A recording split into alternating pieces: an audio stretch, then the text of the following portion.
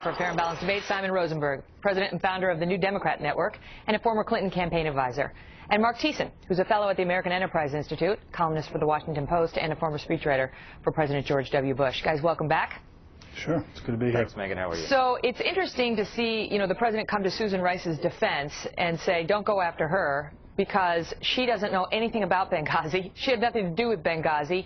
And that begs the question, Simon, why did you put her out on the Sunday talk shows to talk about Benghazi?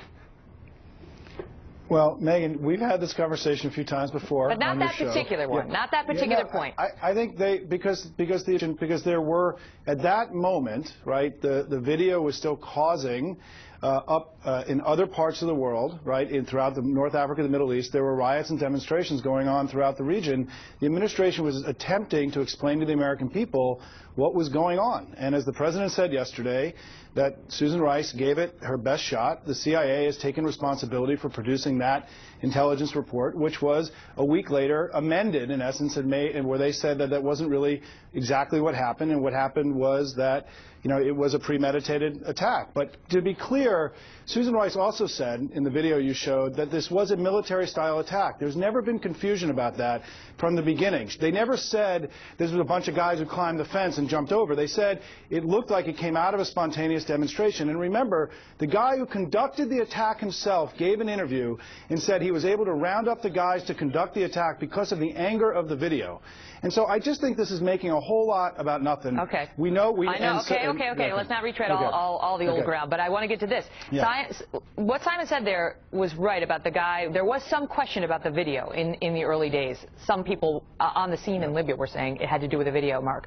But the White House didn't say we're getting conflicting information. We're hearing on the one hand that it may be terror, but on the other hand that it may just be spontaneous protest linked to a video. They came out and said, look, our best assessment is that it's about a video, and there's no evidence. No evidence was the term they used that this was pre-planned. Mark. No, that's exactly right. And look, I worked in the White House. Anytime you're drafting these kinds of statements, you always know that the first reports in the field are almost invariably wrong. And so what you do is you say, look, we're getting conflicting information. There have been reports that there was a protest. There are other reports there was a terrorist attack. We simply don't know yet. And she would have been fine if she had said that. But that's not what she said, as you exactly pointed out. She said the best information we had was that this was sparked by a video.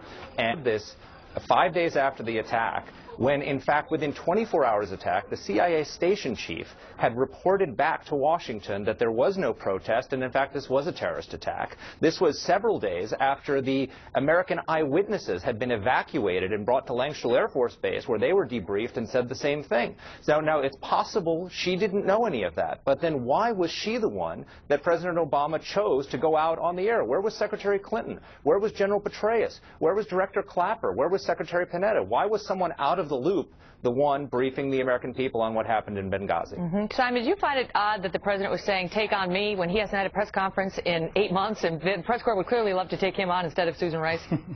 I think he was saying that he wanted John McCain and Lindsey Graham to take him on, not the press corps. But the same is true for them. All right, wait, let me pick up with you. We'll pick up on that point and others right after this break. Sorry, because we wanted to get a little bit more time with you, so we squeezed in a little time. Sure.